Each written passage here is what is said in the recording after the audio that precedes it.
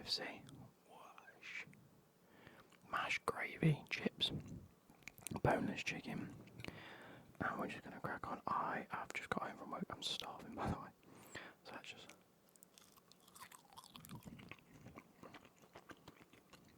Gravy's good. KFC chips are good. Chicken's good. I've got a fork just for a bit of the mash. Mash and gravy you can't beat anyway. It's really nice, but we have...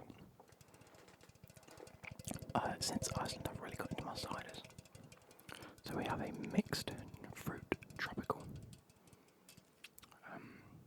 apple cider with a taste of tropical fruit, Copperberg Briggery, estimated 1882, 3.4%. It's not too shabby. Does it say what type of mixed fruit? It just says apple cider with a taste of tropical fruit, contains sulfites to preserve. Suitable for vegans. Fair. 50 calories, 100 ml. It's 330 ml, 150 calories. That's fair.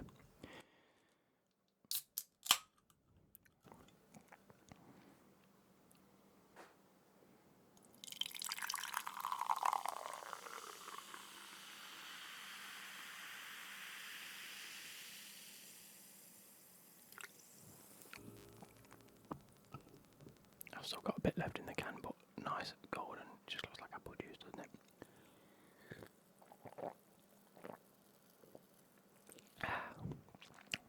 Really, really nice. So bloody refreshing. I've already had the first one of that. You get like a pack of 10 or a pack of 12 for like 11 quid from Co-op. And so you get like mixed flavours. You get two of the tropical fruit, which I had one the other day, which is lovely. Two mixed fruit, two strawberry and lime, two strawberry and pineapple. I don't like anything with strawberry in it, so.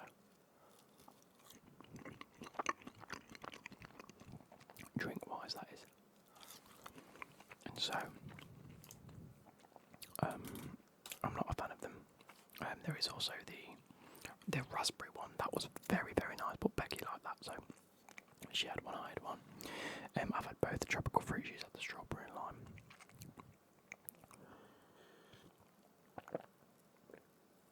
And the strawberry and pineapple one. Now,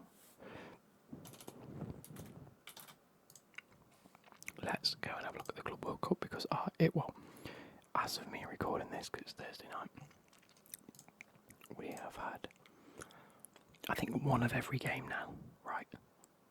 I'd like to say.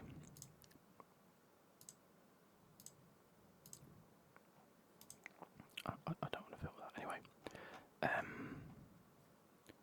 Why is that so big? England, please. United Kingdom.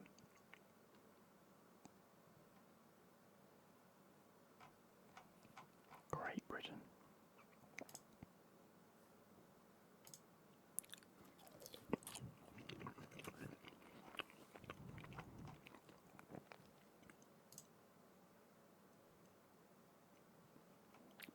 I don't know. So we're probably just going to go through and talk through all the results so far, because I've already made my predictions prior to the competition starting. We have a bit of chicken here with a bit of gravy on it.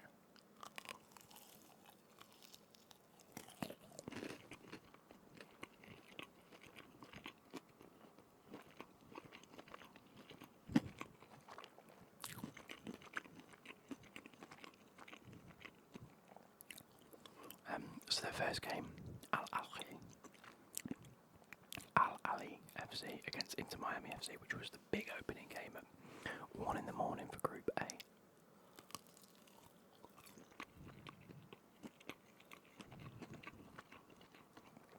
That ended up 0-0. Now, whilst it was 0-0 and quite a bit of a boring draw, it wasn't the most boring game. It was actually quite entertaining.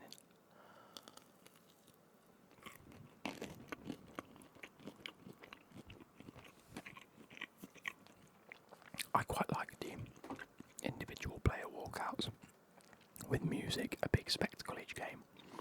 I'm a fan of that. I hope it doesn't happen every game. I hope it happens like first introductions and then maybe the semi-final and final.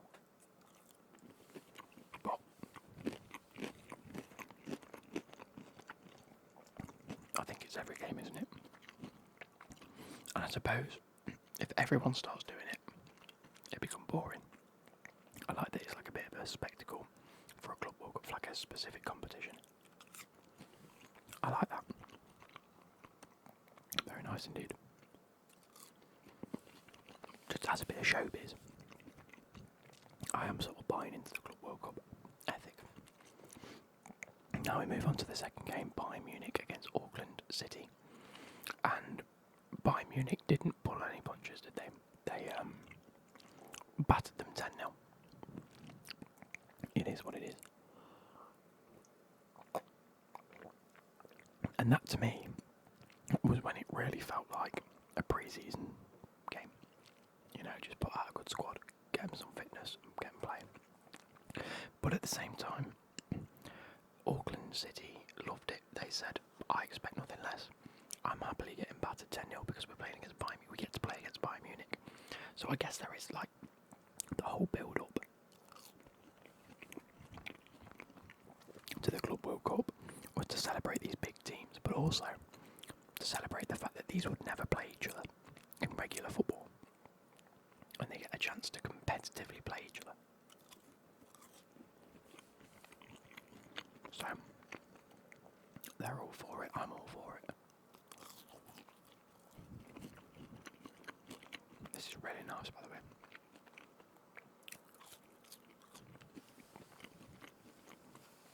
And then we come on to probably the first blockbuster game.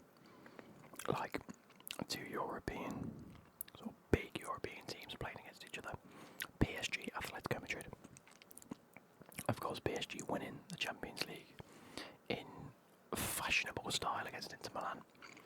Coming up against a team like Atletico Madrid, which are just as capable, but probably on the same level as Inter Milan in my eyes. PSG still battered them 4-0.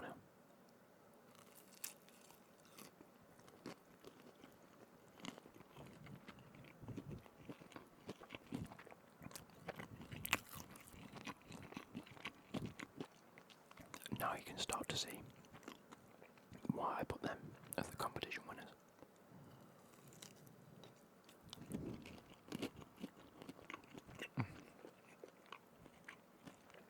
I needed this.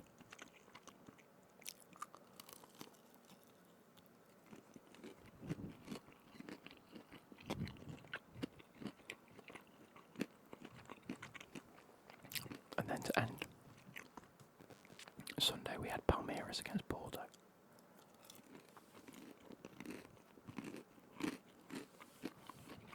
That ended up 0-0. A game I thought that when I woke up in the morning on Monday, I thought, wow, Palmeiras did well to get a 0-0. Looked at the stats and looked at a few of the highlights. Porto did very well to get a 0-0. Palmeiras looked like they battered them. So that's quite exciting. A team like Palmeiras, which, in the grand scheme of things, if you really put pen on paper, you wouldn't think that they'd be anywhere near the level of Porto. Maybe that's just my opinion.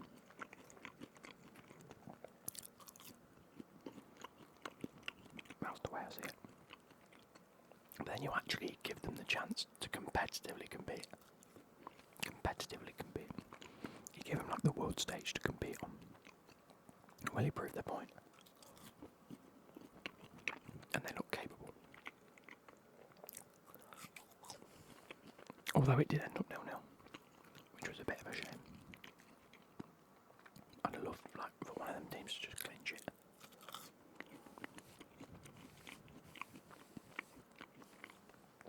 Then you had one of the first games I wasn't really paying too much attention to. I think on Monday, I'd just come home from work. I wasn't more bothered about the Chelsea game, but we had Botafogo against Seattle Sounders. Now in my eyes, that's a close game, and the scoreline looks it as well. A 52% possession to Seattle Sounders, but it ended up 2-1 to Botafogo. So, obviously, something happened there. where they were just the better team. And then we had Chelsea, LAFC. Wasn't the most convincing as performances I've seen from Chelsea this season. Defo one of the games where I thought I'm really going to watch this and analyse a bit more. LAFC did the thing that people keep doing against Chelsea, which is proving somewhat effective, of just sticking 8 to 9 people behind the ball and forcing us to slow the game down just a little bit, which is fair enough. I mean, teams have proved it works this year.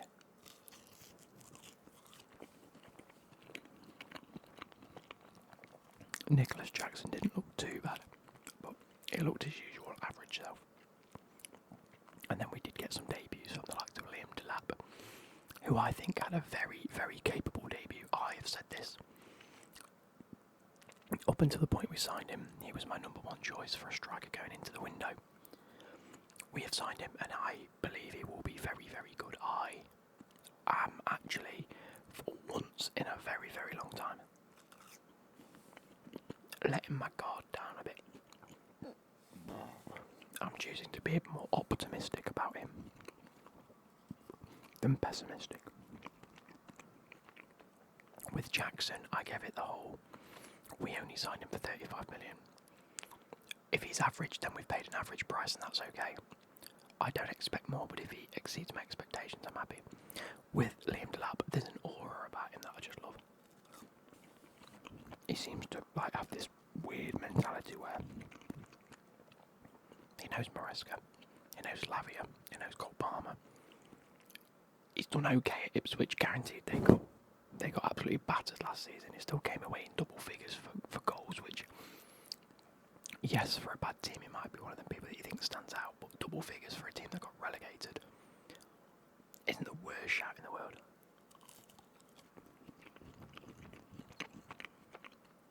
And he's come through Man City's academy. So, I don't know. And then he came on and he actually did really well, providing an assist for Enzo, sort of proving to people that, look, I'm not just here to score goals, I'm here to get involved, which is something that Nicholas Jackson doesn't really do.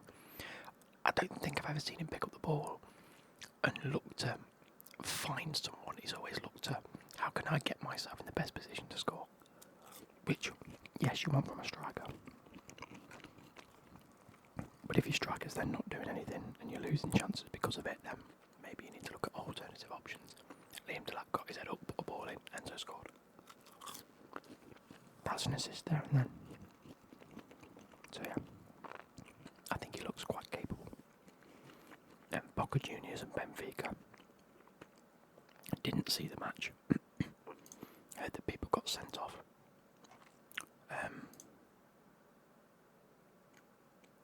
And Herrera and Figal both got sent off, and Andrea Bellotti for Benfica. That's 3 sendings off. And it ended up 2-2, a feisty affair by the looks of it.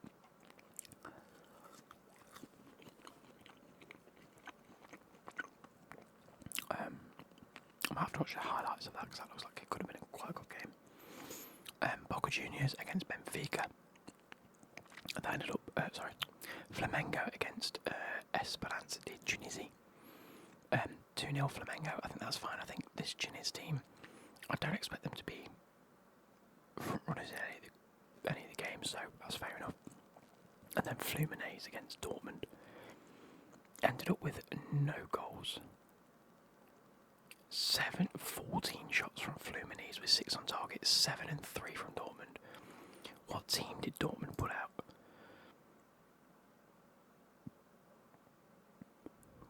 They put out a very, very capable team.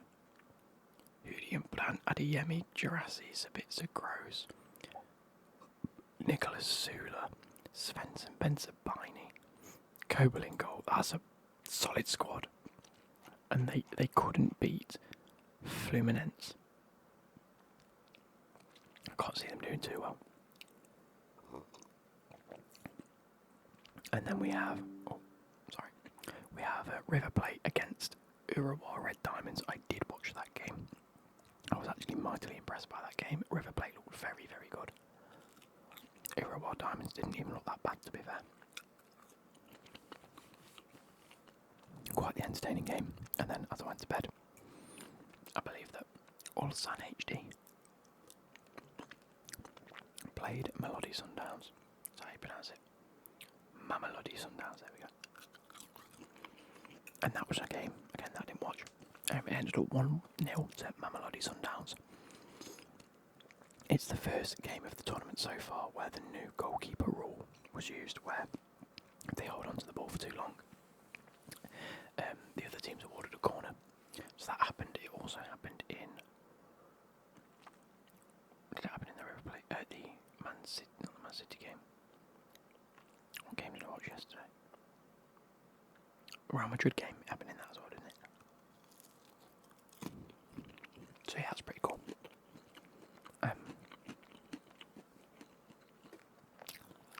Mamelody Sundowns won 1-0. Fair enough. Then we move on to Monterrey against Inter Milan. I did watch that. That was a travesty from Inter Milan. What are you playing at? Drawing 1-1 to Monterrey. I know Monterrey have got Sergio Ramos, but I feel like their performance was very subpar. Very subpar. And that was one of the teams where they sort of dropped down to their opponent's level. Man City beat Wydad 2-0, fair enough. Who else is in Group G? Yeah, Juventus, yeah. So that's a Man City and Juventus group, that is.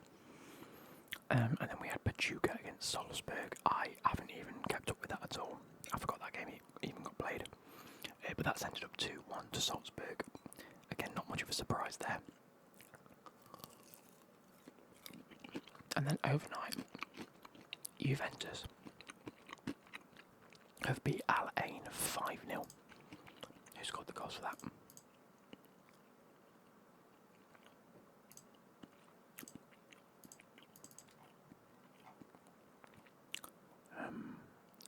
Conceido got 2 goals. Kenan Yildiz got a goal. Kolo Muani got 2 goals. So fair enough, lads.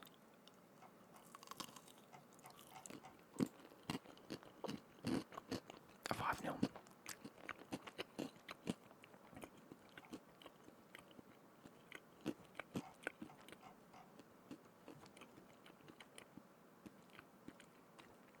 I believe Palmeiras are currently 2-0 up at Al Ali. So that's good. Again, Palmeiras I think are going to get through. If we have a look at the tables, Palmeiras are currently on 4 points. That's fair.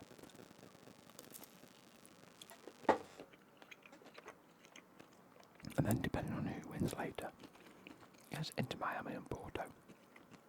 Because we've just started the second match day. They'll go level on points, so I think Palmeiras are in a really good spot. Could potentially either beat or draw to Inter Miami, which should put them through.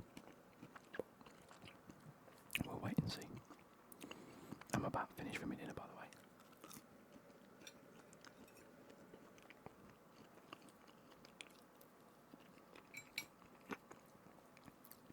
Let's mix this mash.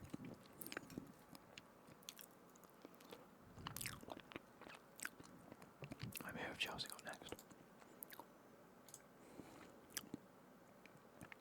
It's tomorrow night at 7 against Flamengo. That's the game I'll be watching. My plan is obviously record this, edit it, upload it for tomorrow, so you guys are seeing it today. Probably just after Chelsea's kicked off. Because tomorrow I have got some exciting news coming from work. I have applied for a job and been for 2 interviews in the same workplace. So I find out tomorrow whether I've got the job. Either way, I'm going to the driving range after work with a friend. So yeah, that's that. And then I'm getting home, watching Chelsea. Sounds like a really good evening. And then I've got this weekend to record as many videos as I can because I go back on holiday again soon. So I need to get some more videos pre-recorded ready for when I'm away. And I'll figure out what they are soon.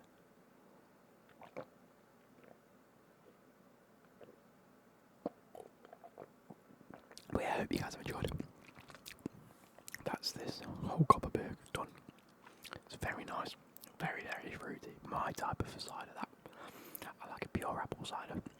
It tastes more like apple than it is. I don't like dry apple cider or anything like that. But I hope you guys have enjoyed, and I'll catch you later. Goodbye.